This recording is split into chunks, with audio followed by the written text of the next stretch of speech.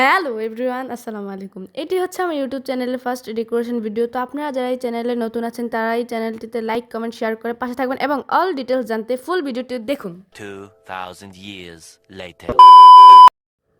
তো এই কেকটি ছিল ভ্যানিলা 1 পাউন্ড একটি কেক। আর এটা ছিল আমার ছোটো খালের ফ্রেন্ডের জন্য। ওর বিয়ে থেকে শুরু করে নিয়ে ওর ফ্যামিলিতে কোনো ওকেশন হলে ও সবসময় আমার থেকে কেক নেয়। তো এটা ওর বোনের ছেলের বার্থডে, 1 ইয়ার কমপ্লিট হওয়ার বার্থডের জন্য ছিল। এই কেকটি ও আমাকে আগের রাত 1টার সময় অর্ডার করে, তো পরের দিন সকাল 11টার ভিডিও হচ্ছে এটা। ও আমাকে একটা রেফারেন্স পিকচার দিয়ে দিয়েছিল, যেটা দেখে আমি ওটার মতোই করা ট্রাই করেছি। আপনারা বাকিটা দেখে বলবেন কীরকম হলো। তো ফার্স্টে আমি এখানে আগের রাতে ক্রাম কোট করা কেকটাকে ফ্রিজ থেকে বের করে নিয়ে এসে পাইপিং ব্যাগের সাহায্যে পুরোটা কেকের মধ্যে ক্রিম লাগিয়ে নিলাম। তারপর এর মধ্যে আমি ফিনিশিং আনার জন্য প্যালেট নাইফ এবং কিছুক্ষণ পর আমি ব্রেড নাইফ দিয়ে উপরের দিকে ফিনিশিংটা নিয়ে আসবো।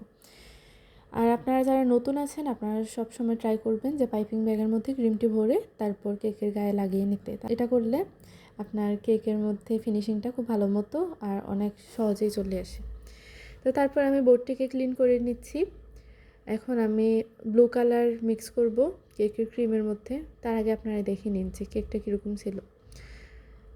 তো আমি এখন ব্লু কালার করার জন্য বাটিতে অল্প একটু ক্রিম নিয়ে নিলাম। তার মধ্যে রেডমেনের সেমিজেল কালার 1 চা চামচ দিয়ে দিয়েছি।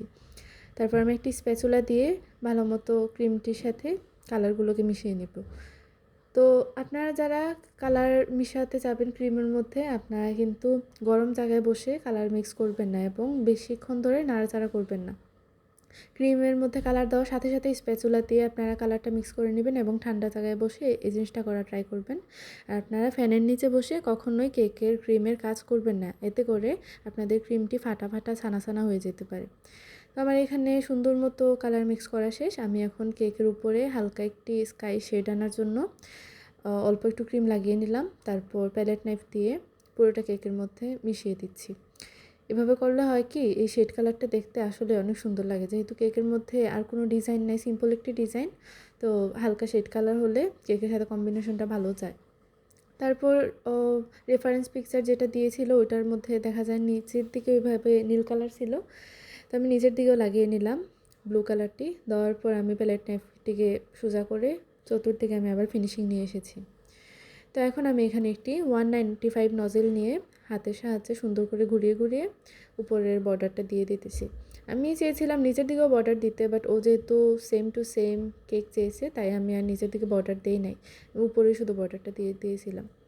আর এখানে আমার টোটাল 1 কাপ থেকে একটুখানি কম ক্রিম লেগেছে। আমি 1 কাপ ক্রিম বিট করেছিলাম, তার থেকে একটু কম লেগেছে যেহেতু ডিজাইনটা খুব সিম্পল। তো আমার আপনাদের সাথে কথা বলতে বলতে কেক ডেকোরেশন প্রায় শেষ হয়ে এলো।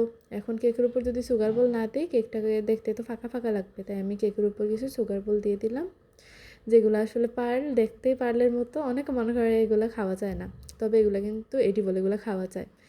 তো আপনারা এখন দেখে জানান যে কীরকম হলো। আমি অফিস স্ক্রিনে নামটা লিখে নিলাম বোর্ডের মধ্যে।